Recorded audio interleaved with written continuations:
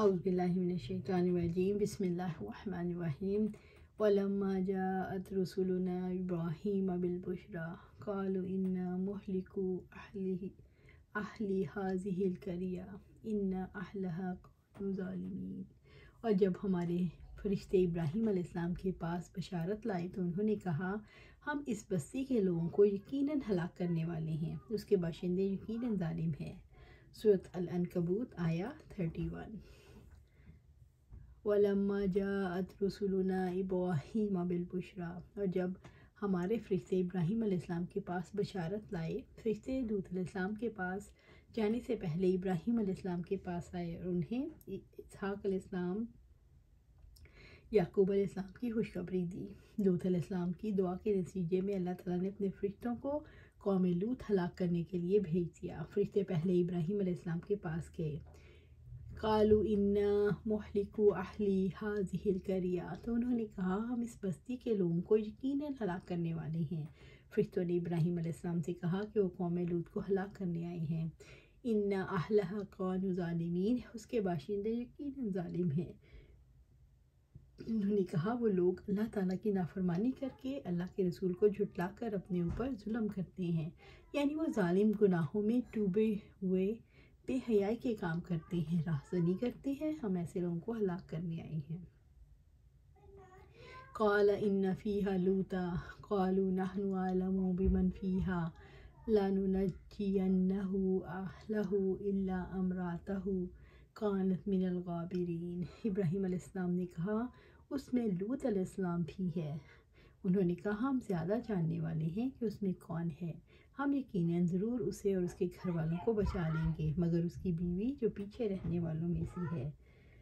سورۃ العنکبوت آیا 32۔ قال ابراہیم علیہ السلام نے کہا ان فیہا لوطا، اس میں لوط علیہ السلام بھی ہیں۔ لوط علیہ السلام ظالم نہیں، اللہ کے صالح بندے ہیں اور وہ اس بستی میں موجود ہیں جس کو آپ ہلاک کرنے جا رہے ہیں۔ قالوا نحن اعلم بمن فیہا، انہوں نے کہا ہم زیادہ جاننے والے ہیں اس میں کون ہے۔ فرشتوں نے جواب دیا ہمیں آپ سے زیادہ معلوم ہے کہ وہاں کون ہے۔ لَنُنَجِّيَنَّهُ أَهْلَهُ، ہم یقیناً ضرور اسے اور اس کے گھر والوں کو بچا لیں گے۔ لوط علیہ السلام اور ان کے گھر والوں کو ہلاک نہیں کریں گے، انہیں ہم بچا لیں گے۔ إِلَّا امرأتہ کانت من الغابرین، مگر اس کی بیوی جو پیچھے رہنے والوں میں سے ہے۔ لوط علیہ السلام کی بیوی ہلاک ہوگی کیونکہ وہ بغاوت میں ہاتھ بٹاتی تھی۔ لوط علیہ السلام کی بیوی مومنہ نہیں تھی اور اپنی قوم کی حمایت کرنے والی تھی، اس لیے اسے بھی ہلاک کر دیا گیا۔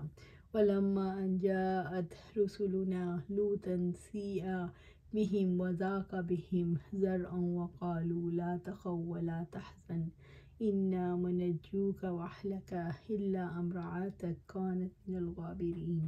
اور جب ہمارے فرشتے لوط علیہ السلام کے پاس آئے تو ان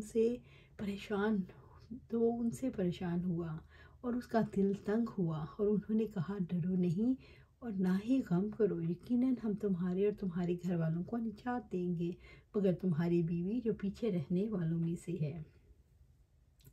سورۃ العنکبوت آیا 33۔ وَلَمَّا أَن جَاءَتْ رُسُلُنَا لُوطًا، اور جب ہمارے فرشتے لوط علیہ السلام کے پاس آئے، فرشتے لوط علیہ السلام کے پاس نوجوان لڑکوں کے روپ میں آئے۔ سِیءَ بِهِمْ وَضَاقَ بِهِمْ ذَرْعًا، تو ان سے پریشان ہوا اور اس کا دل تنگ ہوا۔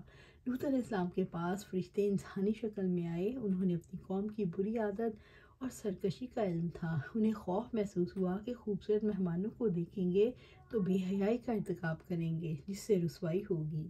لوط علیہ السلام کو اس لیے بھی غم تھا کہ قوم کی بری عادت سے مہمانوں کے بچانے کے لیے کوئی تدبیر انہیں نہیں سوجھ رہی تھی۔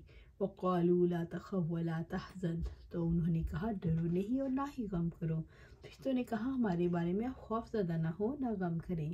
إِنَّا مُنَجُّوكَ وَأَهْلَكَ، ہم تمہیں اور تمہارے گھر والوں کو نجات دیں گے، ہم آپ کو اور آپ کے گھر والوں، آپ کی مومن بیوی اور بیٹیوں کو بچا لیں گے۔ إِلَّا امرأتك كانت من الغابرین، مگر تمہاری بیوی جو پیچھے رہنے والوں میں سے ہے، آپ کے گھرانے میں سے صرف ایک عورت ہلاک ہوگی اور وہ آپ کی بیوی جو قوم کے ساتھ مددگاروں میں شامل تھی۔ إِنَّا مُنزِلُونَ عَلَىٰ أَهْلِ هَٰذِهِ الْقَرْيَةِ رجزا من السماء بما كانوا یفسقون، ہم اس بستی کے باشندوں پر یقیناً آسمان سے عذاب نازل کرنے والے ہیں اس وجہ سے جو وہ نافرمانی کرتے تھے۔ سورۃ العنکبوت آیا 34۔ اِنَّا مُنزِلُونَ عَلَىٰ أَهْلِ هَٰذِهِ الْقَرْيَةِ رِجْزًا مِّنَ السَّمَاءِ، ہم اس بستی کے باشندوں پر یقیناً آسمان سے عذاب نازل کرنے والے ہیں۔ فرشتوں نے کہا اب تو ہم آسمان سے عذاب نازل کرنے والے ہیں، لہٰذا آپ گھر والوں کو لے کر راتوں رات نکل جائیں۔ آسمانی عذاب سے مراد کنکر پتھروں کی بارش، ان کی بستیوں کو زمین سے اکھیڑ کر بلندیوں تک لے جا کر انہیں الٹانا۔ جبرائیل علیہ السلام نے ان کو زمین سے اٹھا کر فضا میں لے جا کر پٹخ دیا۔ اللہ تعالیٰ نے پتھروں والی آندھی بھیج دی اور اس آبادی کی جگہ گندے بحیرے نے لے لی۔ بما كانوا یفسقون، اس وجہ سے جو نافرمانی کرتے تھے۔ اس عذاب کی وجہ یہ تھی کہ وہ اللہ تعالیٰ کی نافرمانیاں کرتے تھے۔ وَلَقَدْ تَرَكْنَا مِنْهَا آيَةً بَيِّنَاتًا لِقَوْمٍ يَعْقِلُونَ، اور یقیناً ہم نے اس بستی کو کھلی نشانی بنا کر چھوڑ دیا ہے ان کے لیے جو عقل رکھتے ہیں۔ سورۃ العنکبوت آیا 35۔ وَلَقَدْ تَرَكْنَا مِنْهَا آيَةً بَيِّنَةً، اور یقیناً ہم نے اس بستی کو کھلی نشانی بنا کر چھوڑ دیا ہے۔ لوط علیہ السلام کی بستی پر پانی کو چڑھا دیا گیا جو سخت بدبودار بحیرے میں تبدیل کر دیا گیا۔ سیاہ بدبودار پانی، پتھروں کی بارش اور الٹی ہوئی بستیاں سب صریح عبرت کی نشانیاں ہیں۔ لِقَوْمٍ یعْقِلُونَ، ان کے لیے جو عقل رکھتے ہیں۔ نشانیاں عقل مندوں کے لیے مفید ہوتی ہیں کیونکہ وہ غور کرتے ہیں، اسباب اور عوامل کا تجزیہ کرتے ہیں اور نتائج کو دیکھتے ہیں۔ رب العزت نے فرمایا اور یقیناً تم ان پر سے صبح کو گزرتے ہو اور رات کو بھی، تو کیا تم سمجھتے نہیں؟ سورۃ الصفات آیا 37 اور 38۔